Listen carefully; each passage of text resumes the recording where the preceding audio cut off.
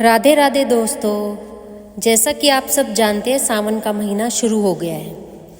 सावन का महीना बेहद पावन होता है। इस महीने के प्रत्येक सोमवार पर भगवान शिव और माता पार्वती की विशेष पूजा की जाती है। साथ ही सावन के सोमवार का व्रत भी रखा जाता है। इस व्रत की महिमा का वर्णन तो शास्त्रों में भी बताया गया है। भगवान शिव की पूजा से हर मनोकामना की पूर्ति होती है।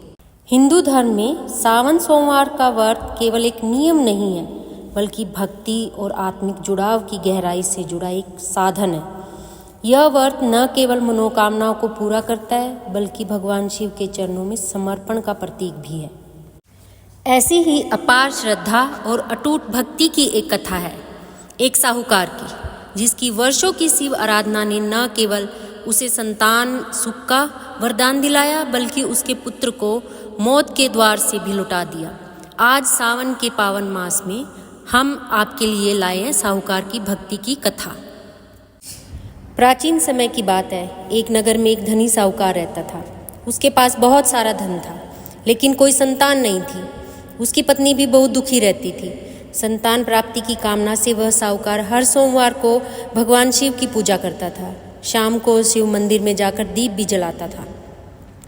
सालों तक उसकी भक्ति चलती रही। उसकी निष्ठा देखकर माता पार्वती ने भगवान शिव से कहा, प्रभु, यह भक्त वर्षों से आपकी आराधना कर रहा है, फिर भी आप इसे संतान का सुख क्यों नहीं दे रहे हो?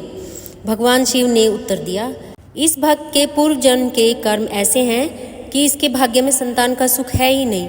लेकिन माता पार्वती के आग्रह पर भगवान शिव ने साहूकार को सपने में दर्शन दिए और एक पुत्र प्राप्ति का वरदान दे दिया।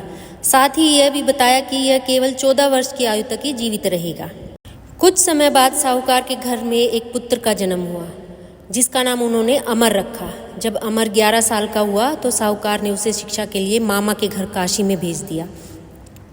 मार्ग में उन्होंने यज्ञ कर ब्राह्मणों को भोजन कराया और दान भी दिया। यात्रा के दौरान वे एक नगर में रुके, जहां राजा की पुत्री का विवाह होने वाला था। दूल्हा एक आंख से अंधा था और राजा को डर था कि यह बात राजकुमारी को न पता चल जाए।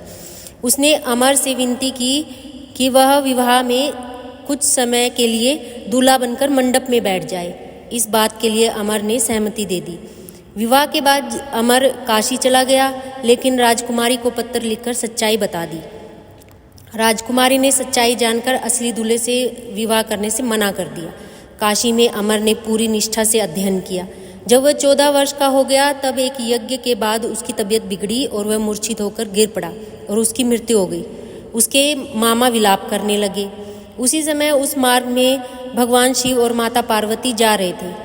माता पार्वती ने विलाप सुनकर भगवान से आग्रह किया कि उस दुखी व्यक्ति की सहायता करे। भगवान शिव ने बताया कि यह वही साहूकार का बेटा है जिसे उन्होंने वरदान दिया था।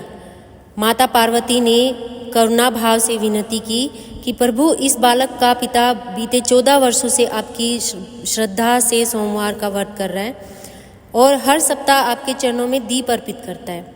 कृपया उसकी भक्ति का मान रखिए। इस बालक के कष्ट को हर लीजिए। भगवान शिव माता की करुणा से प्रसन्न हुए और अमर को जीवन दान दे दिया। इसके बाद अमर अपने मामा के साथ काशी से लौट आया। रास्ते में वह उसी नगर में पहुंचा जहां उसका विवाह हुआ था।